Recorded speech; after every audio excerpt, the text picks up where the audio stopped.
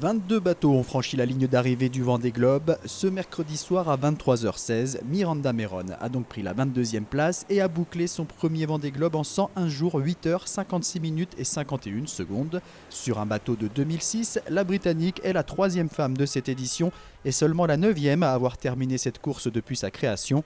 Miranda Meron, qui a pu retrouver Alvard Mabier, son compagnon et cheville ouvrière de son projet, a dû patienter jusqu'au petit matin pour remonter le chenal des Sables d'Olonne. J'ai essayé de profiter, j'ai pas eu trop de problèmes techniques à part le premier mois où j'ai eu des petits soucis. Et j'ai commencé à mieux naviguer une fois dans le Grand Sud. Et je suis absolument ravie et fière d'être là et pour Campagne de France et pour Alvard qui a eu le pari fou de m'aligner sur le départ du Vendée Globe il y a 2 ans. Et je suis très fière pour tous les gens qui nous soutiennent de près ou de loin, de mes partenaires, de ma famille, de mes amis. Et je suis ravie de vous retrouver, c'est extraordinaire. Je suis 9e femme à avoir bouclé, à terminer le Vendée Globe. Et en étant la 5e britannique à boucler le Vendée Globe, nous sommes plus de femmes britanniques maintenant que de femmes françaises à avoir terminé le Vendée Globe. Il reste 5 bateaux en mer, mais seulement 3 en course. Manuel Cousin devrait être le prochain à rejoindre l'arrivée. Le skipper de Groupe Sétain, qui on le rappelle navigue avec une quille bloquée, se trouve tout près du Cap Finistère. Il est annoncé au Sable samedi matin entre 6h et midi. Après Manu Cousin, ce devrait être au tour des 2 navigatrices hors course de rallier la Vendée. Isabelle Joschke sur MACSF et Samantha Davis sur Initiative Cœur s'extirpent enfin de la zone anticyclonique qui les a scotchées ces derniers jours. Les 2 femmes sont pour l'instant annoncées mardi du côté des Sables d'Olonne. En 23e et avant-dernière position, Alexia Barrier entre à son tour dans la zone de vent faible que viennent de traverser Isabelle Joschke et Sam Davis.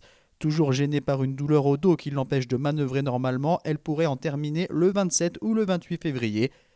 Enfin, le Finlandais Harry Husela se prépare lui aussi à quelques jours de navigation au ralenti. I just made a new routing and there is a huge windless zone ahead of me. I'm here and then I have to cross this, so it looks like same like doldrums. Now it looks like that I'm not going to be in Sables d'Olonne before 5th of March, so another extra days to enjoy.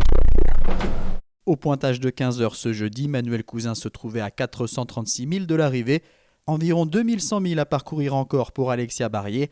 Harry Husela est à un peu plus de 2300 000. Quant à Isabelle Joschke et Samantha Davis, elles se trouvent à environ 1800 000 des Sables d'Olonne. Sur les 33 bateaux au départ de ce Vendée Globe, on comptait 19 IMOCA à foil, dont 8 de nouvelle génération avec des foils beaucoup plus grands, le reste de la flotte étant composé de bateaux à dérive droite. À l'arrivée, dans le top 10 figurent 2 nouveaux foilers, dont un sur le podium et tous les 2 avec un foil endommagé. 4 foilers de la précédente génération et 4 bateaux à dérive figurent dans ces 10 premiers bateaux qui sont tous arrivés en l'espace d'un peu plus de 2 jours. La question de l'intérêt de ces grands foils sur un tour du monde s'est donc posée. T'imagines qu'ils m'ont même pas mis 24 heures, un bateau de 2007. Quand ils vont plus de 20 nœuds, c'est le miracle. Nous, on fait 19,5. Les bateaux, ils vont à 30 nœuds, voilà, entre Belle-Île et Quiberon. Mais dans le sud... On touche du doigt un truc un peu nouveau, hein. On découvre encore nos bateaux et nos foilers. Ce bateau est vraiment fait pour cette course. Quand on a la chance d'avoir du vent et de la mer plate, bah c'est un bonheur incroyable, quoi. Quand la mer est bien rangée, quand moi j'ai pu mettre mon coup d'accélérateur entre l'Indien et le Pacifique et revenir sauter au Marian, c'est sûr que si j'avais eu des grands foils, je serais revenu plus vite. Pour moi, oui, l'avenir il est clairement dans les bateaux à foil, peut-être différemment. Je crois qu'on ne peut plus revenir en arrière. Pour la majorité, les grands foils sont donc toujours plébiscités. Reste à voir quels enseignements tirera la classe IMOCA de cette édition pour d'éventuelles modifications de la jauge.